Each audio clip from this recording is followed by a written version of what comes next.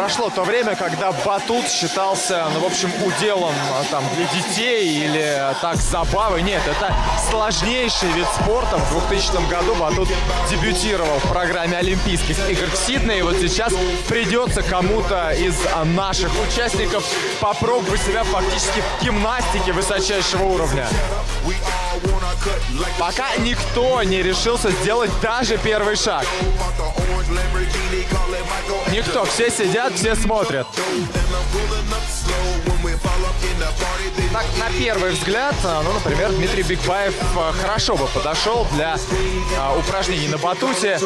Что нужно для батута? Конечно, сумасшедшая координация, гибкость, конечно, смелость. Но вот Корнелия Манго сделала шаг, видимо, после индийских танцев, готова и сальто выполнить на батуте.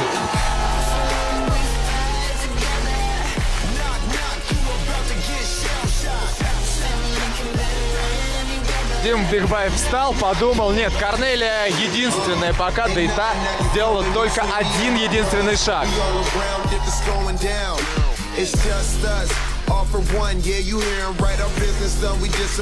Вот, пожалуйста, Сергей Глушко также готов. Корнелия делает второй шаг. Ну что, еще один шаг вот сюда, и мы узнаем, кто же будет в следующий раз пробовать себя на батуте.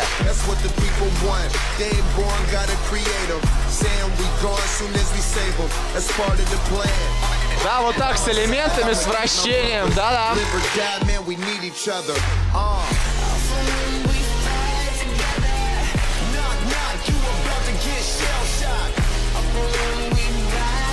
Нет, нужно сделать еще один шаг, тем не менее.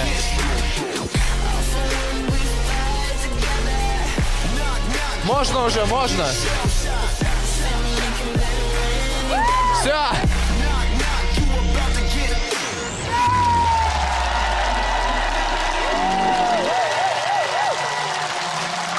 Я прошу прощения. Дмитрий Бигбаев, может быть, тоже, он, кстати, встал и тоже их подтолкнул. Нет, Корнелия Манго и Сергей Глушко.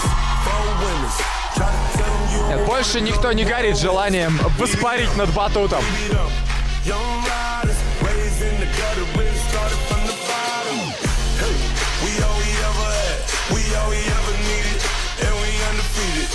Да, вот так вот, под потолок.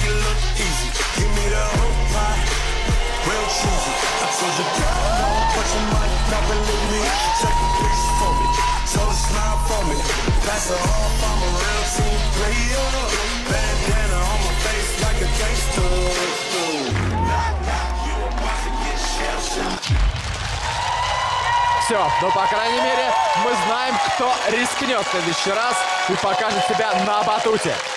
Браво, ребята! Это, конечно, было блистательно. Аплодисменты! Вы можете спуститься сюда, отпрыгнуть обратно. Ой-ой-ой, отпрыгнуть обратно будет, конечно, сложнее. Добрый вечер. Как вас зовут? Олег. Олег и Дима. Ну, я вас поздравляю, потому что в данной ситуации не придется ни из кого выбирать. Два смелых и, я могу сказать, откровенно сумасшедших человека уже выбрали, уже сделали свой выбор. Корнелия Манго и Сергей Глушко на следующей неделе попадут в ваши руки и будут делать все возможное. Буквально пару напутственных слов.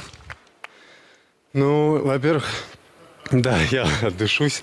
Вам предстоит чувствовать то же самое, вы понимаете, да? По-любому. И вы не смотрите на нас так, как будто все это должны сделать вы, и у вас будут очень простые элементы, которые, в принципе, доступны любому, каждому, который здесь сидящий.